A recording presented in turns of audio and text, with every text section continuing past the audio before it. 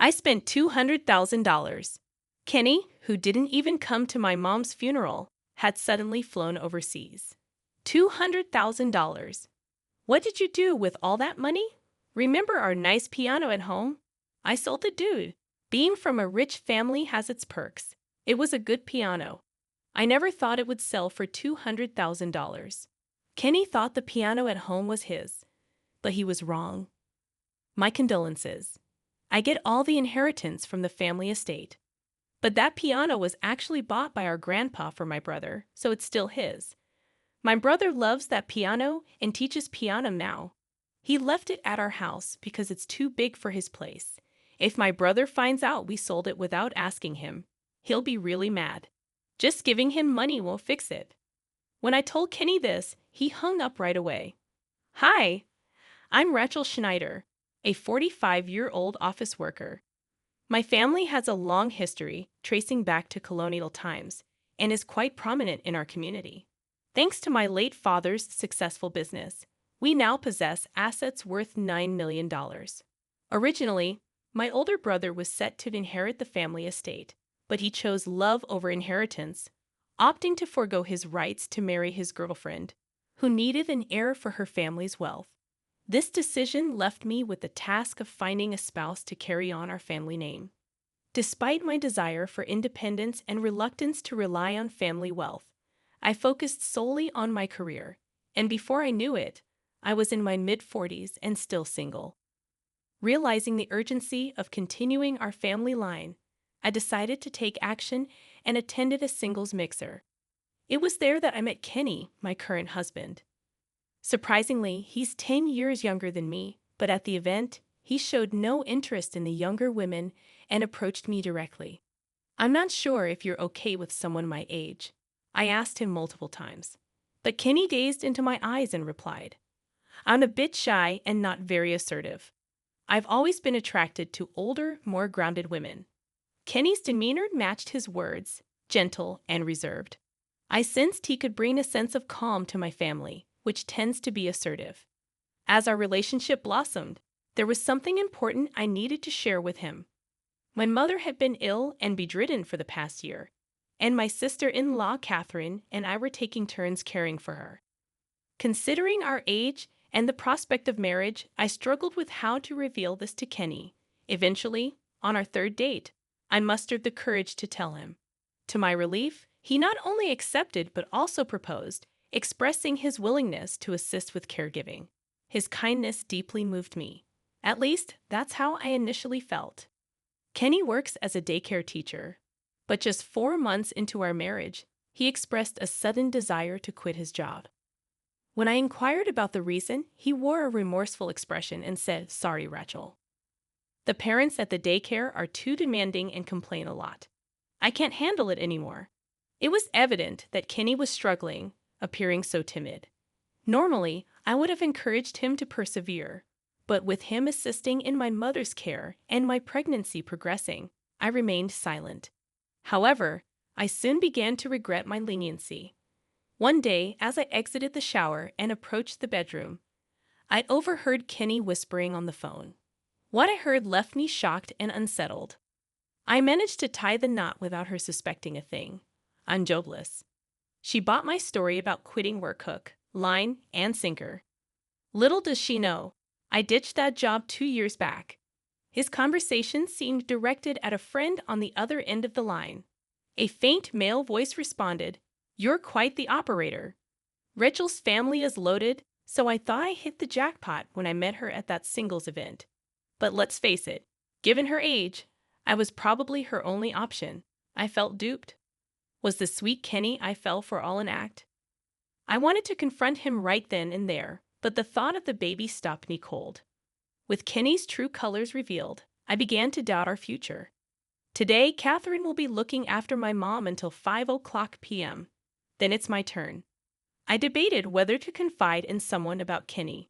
That's when my brother's wife, Catherine, approached me. Rachel, you seem troubled. If there's anything on your mind, feel free to share, Catherine said, her kindness evident, having cared for her own mother for years and now mine. She's really good with Mom too. So I confided in her about Kenny, and she listened attentively. It's good you opened up. Keeping it to yourself could harm your unborn child, she reassured me. Yeah, I'm sorry. Don't apologize. Talking won't solve everything, but it does lighten the load. Still, this situation is quite something. Catherine looked genuinely concerned, almost as if it were her own problem. Suddenly, the doorbell rang, and Kenny walked in without waiting for an answer. Both of us were surprised, but Kenny acted as if nothing was wrong and smiled. Rachel, I'll be helping with your mom's care from now on. You're not in the safe period yet, so I don't want you to strain yourself, Kenny said, playing the gentleman in front of me. Really? Okay, let me show you how to care for her.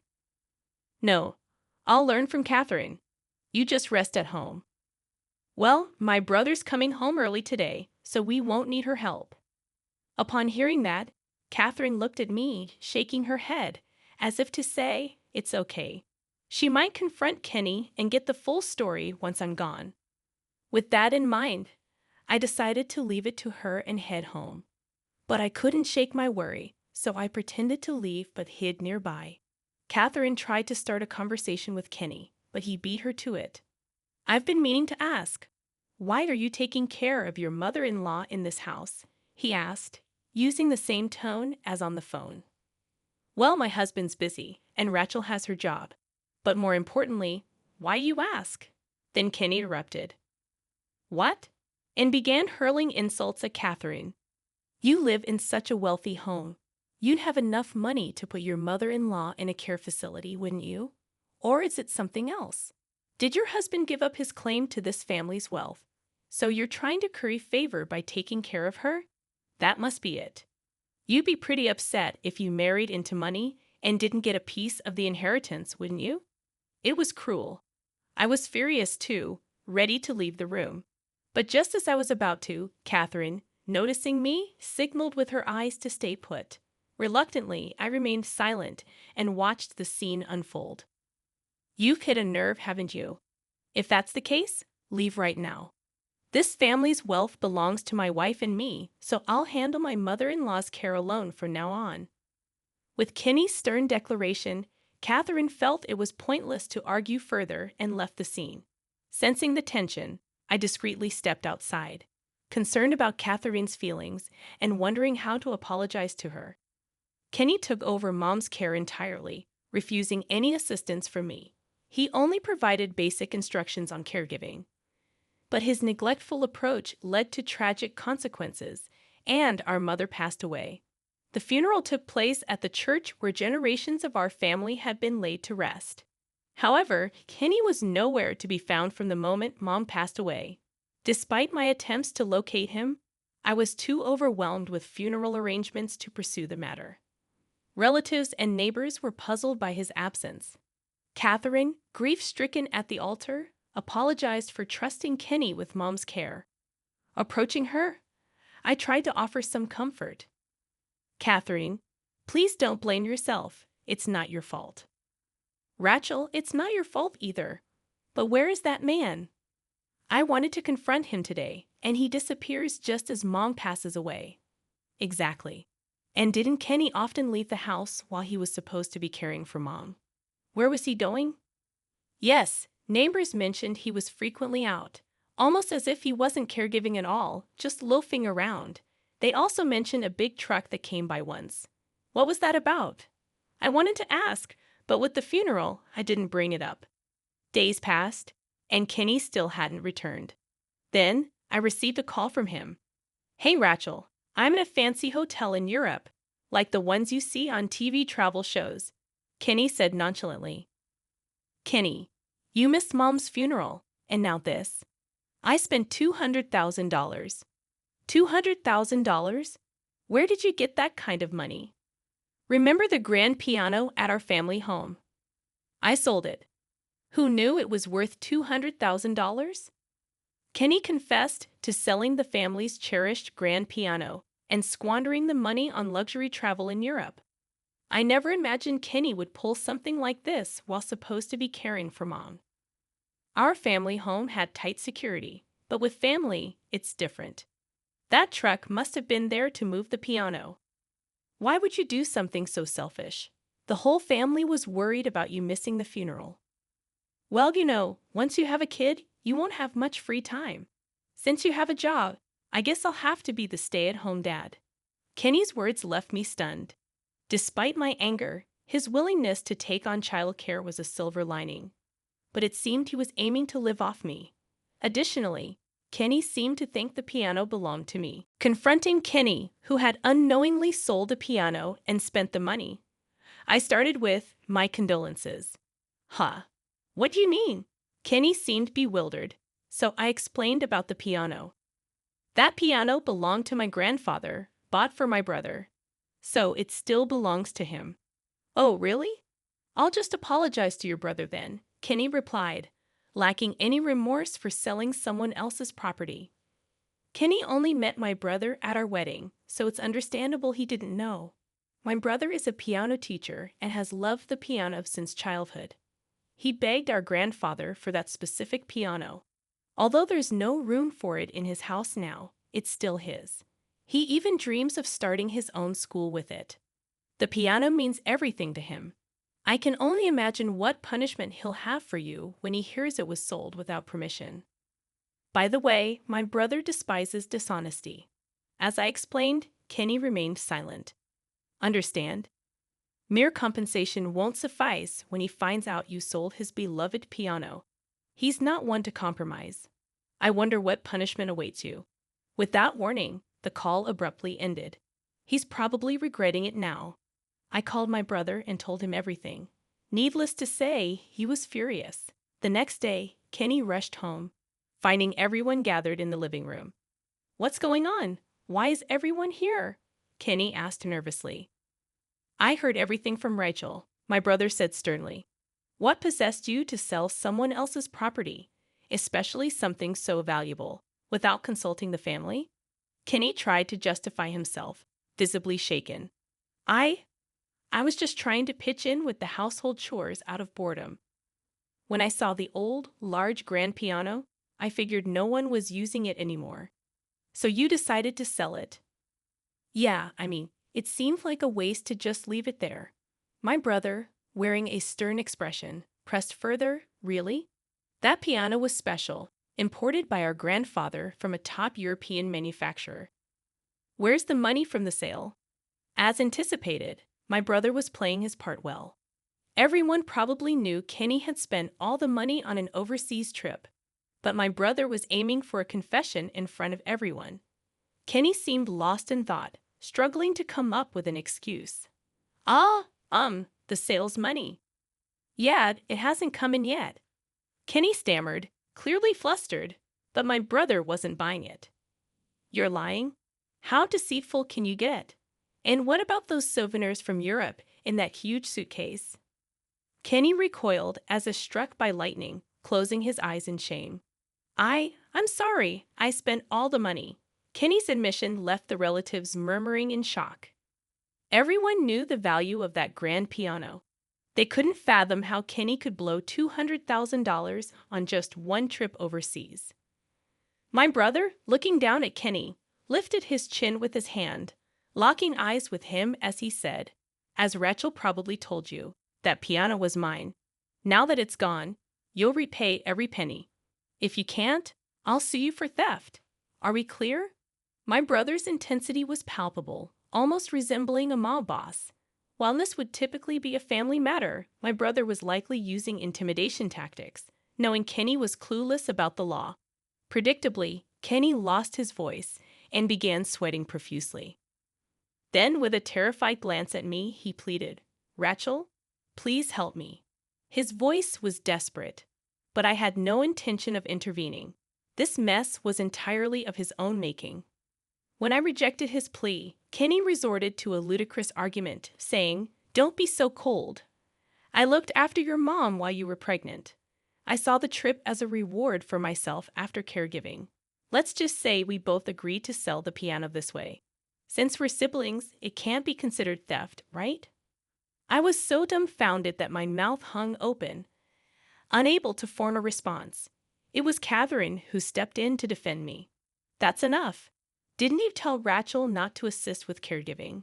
You even accused me of being after the inheritance and tried to push me away. Kenny, did you say such awful things to my wife too? Yes, I didn't want to worry you, so I kept quiet. But this man must have been scheming to sell the piano without letting Rachel and me near the family home. Catherine's words resonated with me, remembering how Kenny prevented me from getting close to the family home when he said he'd handle our parents alone. I reached the same conclusion. My brother's anger flared up once more. Listen closely. My wife cared for Mom because she wanted her to stay out of a facility. She agreed out of kindness, not for money. First, apologize to my wife right now. With my brother grabbing Kenny by the collar, tears welled up in Kenny's eyes as he knelt before Catherine. I'm so sorry, Catherine. Kenny's apology for his disrespectful behavior towards Catherine didn't soften the cold gazes of the relatives. Then, one of them shouted at Kenny, "You need to repay the money from the piano sale promptly. We can't tolerate a criminal in the Schneider family. It'll stain our name." Misinterpreting the situation once more, Kenny made another peculiar remark. Exactly. We can't have a criminal in the family, right, bro? So let's keep calm. We'll work together as a couple to repay the debt gradually. Even my uncle was left speechless by Kenny's illogical response. Feeling that further discussion would be futile, I excused myself to retrieve something from my room. Ever since the phone incident, I had a divorce lawyer's business card ready. Kenny, call this number. I want our marriage to end. Let's handle things through legal channels. Kenny's face drained of color when he saw the business card I handed him. Why? We're expecting a baby. Why are you doing this? At that moment, I disclosed what Kenny had said to everyone on the phone. You heard that. It was just a joke. Do you think that's a valid excuse? I've known all along that you were after my inheritance. Everyone present glared at Kenny, realizing there was no way to justify his actions. Kenny responded with defiance, unwilling to admit his wrongdoing. Rachel, please, I need your help, Kenny pleaded in desperation. He explained that the buyer of the grand piano he sold wanted to return it and get a refund.